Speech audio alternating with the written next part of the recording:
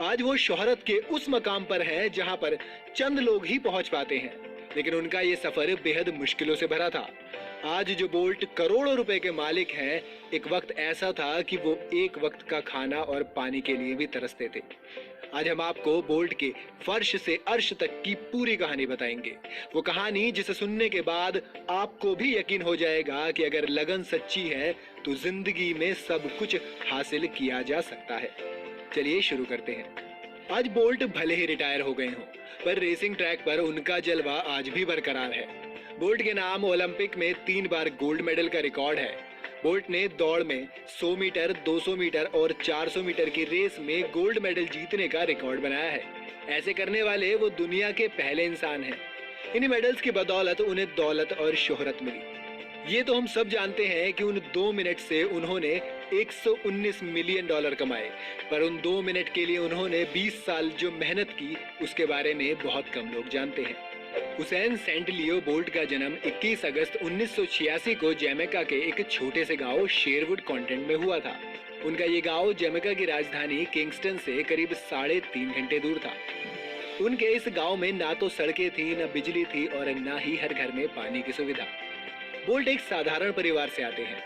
उनके परिवार वालों को इस तरह की जिंदगी से कोई भी शिकायत नहीं थी। बोल्ट के पिता का नाम वेस्ली बोल्ट और माँ का नाम जेनिफर बोल्ट है, और दोनों साथ मिलकर गांव में ही एक किराने की दुकान चलाते थे और अपने बच्चों की आर्थिक जरूरतों को पूरा करते थे। इस दुकान में कमाई सिर्फ इतनी ही होती थी कि उन्हें 2 वक्त का खाना मिल सके। अपनी बहन, भाई और परिवार की मदद के लिए बोल्ट किराना दुकान पर रम और सिगरेट बेचने का काम किया करते थे। इन मुश्किलों के बावजूद उनका लक्ष्य कभी नहीं डिगा। उन्होंने अपनी बायोग्राफी में लिखा था कि जवानी के दौरान उनका लक्ष्य कभी नहीं भटका और वो हमेशा खिलाड़ी बनना चाहते थे। बोल्ट ने अपना बचपन भाई के साथ गली क्रिकेट और फुटबॉल खेलकर बिताया। उन्होंने एक इंटरव्यू में बताया था कि जब वो छोटे थे तो खेल के अलावा और किसी चीज के बारे में नहीं सोच पाते थे, इसलिए उन्होंने शुरुआत में ही खेल में फ्यूचर बनाने का तय कर लिया था। बोल्ट ने छोटी उम्र में गांव के ही एक सरकारी स्कूल में पढ़ाई की और यहीं पर पहली बार उन्होंने एक रेस प्रतियोगिता में हिस्सा लिया और वो सबसे तेज दौड़े। 12 साल की उम्र तक उन्होंने ये तो सोच लिया था कि खेल में ही करियर बनाना है, लेकिन किस खेल में बनाना है ये वो तय नहीं कर पा रहे थे। दरअसल उन्हें फुटबॉल और क्रिकेट दोनों का ही बहुत शौक था। बोल्ट को बचपन से ही क्रिकेट में इतनी दिलचस्पी थी कि अगर आज हुसैन बोल्ट रनर नहीं होते तो वो क्रिकेट में एक तेज गेंदबाज होते।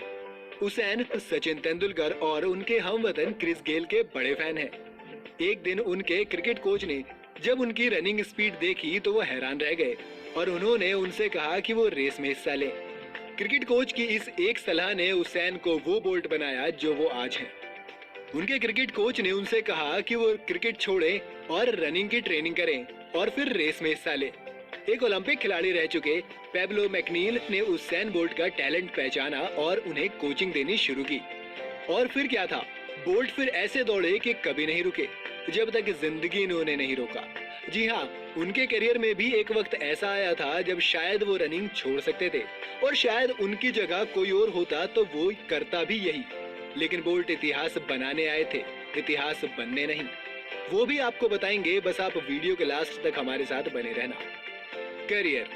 हुसैन ने 2001 में अपना पहला हाई स्कूल चैंपियनशिप मेडल जीता जब 200 मीटर रेस उन्होंने महज 22 सेकंड में पूरी की। साल 2001 में कैरिफ्टा गेम्स में खेलते वक्त बोल्ट ने 400 मीटर रेस को 48 सेकंड में पूरा किया और सिल्वर मेडल जीता। इसके बाद साल 2001 में उन्होंने हंगरी में हुई IAAF वर्ल्ड यूथ चैंपियनशिप में हिस्सा लिया और 200 मीटर की वो रेस 21.73 सेकंड में पूरी की। हालांकि वो फाइनल तक नहीं पहुंचे थे, पर उन्होंने अपना खुद का पुराना रिकॉर्ड जरूर तोड़ा था। आपको ये जानकर हैरानी होगी कि अब तक हुसैन एथलेटिक्स को ज्यादा सीरियसली नहीं ले रहे थे। और तो और एक बार तो कैरिफ्टा ट्रायल्स के फाइनल के लिए तैयारी करते समय जब उन्हें प्रैक्टिस करनी थी तो वो जाकर एक वैन में छुप गए थे। इसके बाद पुलिस ने उन्हें उनके इस मजाक के लिए गिरफ्तार भी कर लिया था। हालांकि इसके बाद ये मामला जल्द ही सुलझ गया और कैरिफ्टा गेम्स में हुसैन ने 200 मीटर की रेस 20 सेकंड में और 400 मीटर की रेस 47.33 सेकंड में पूरी की। उस समय के प्राइम मिनिस्टर पीजे पैटरसन ने हुसैन के टैलेंट को पहचाना और किंगस्टन आने का न्योता दिया। जहां वो जमाइका आर्मरेचर एथलेटिक्स एसोसिएशन के साथ ट्रेनिंग कर सकते थे। 15 साल की उम्र तक हुसैन 6 फीट 5 इंच लंबे हो गए थे। साल 2002 में हुई वर्ल्ड जूनियर चैंपियनशिप में जीतकर हुसैन दुनिया के youngest world junior gold medalist बन गए।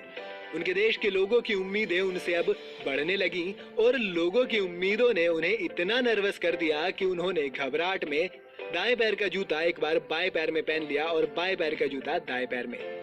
लेकिन उस दिन उन्होंने 400 मीटर की रेस 39.15 सेकंड में पूरी कर ली और सिल्वर मेडल जीता। ये तो बस शुरुआत थी, क्योंकि इसके बाद धीरे धीरे उन्होंने मेडल्स की लाइन लगा दी। धीरे धीरे हुसैन की पॉपुलैरिटी बढ़ रही थी। वो कहते हैं ना कि इंसान को सबसे ज्यादा यहीं पर संभलना होता है, क्योंकि जब ये शोहरत सर पर चढ़ती है तो दिमाग अच्छों का खराब होने लगता है। ऐसा ही कुछ बोल्ट के साथ भी हुआ। इस बढ़ती पॉपुलैरिटी के साथ उनका ध्यान उनके खेल से हटकर पार्टी करने, जंक फूड खाने और बाकी खेलों में लगने लगा, जबकि उन्हें रेस कोर्स पर प्रैक्टिस करनी चाहिए थी। वर्ल्ड चैंपियनशिप रेस से बिल्कुल पहले उन्हें कंजंक्टिवाइटिस हो गया, जिसकी वजह से उनका ट्रेनिंग शेड्यूल खराब हो गया और वो फाइनल में पार्टिसिपेट नहीं कर पाए। बोल्ट के लिए ये किसी हादसे से कम नहीं था और इस हादसे ने बोल्ट के लिए वैक्सीन का काम किया। वो वैक्सीन जिसने बोल्ट को वापस सही ट्रैक पर ला दिया और इसके बाद उन्होंने अपने करियर पर ध्यान देना शुरू किया। अब वो जमाइका के ओलंपिक टीम के लिए सिलेक्ट हो गए थे। भले ही उन्होंने वर्ल्ड चैंपियनशिप में भाग लेने का मौका खो दिया, लेकिन उन्होंने ओलंपिक टीम में अपनी जगह बना ली।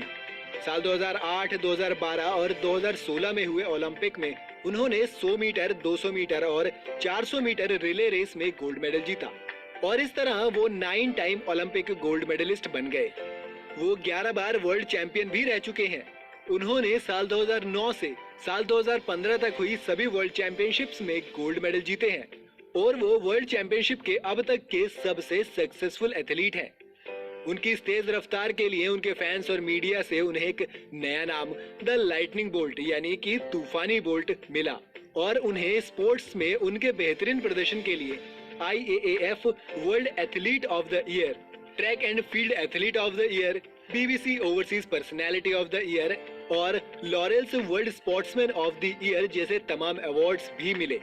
2017 की वर्ल्ड चैंपियनशिप के बाद बोल्ट ने स्पोर्ट्स की दुनिया को अलविदा कह दिया।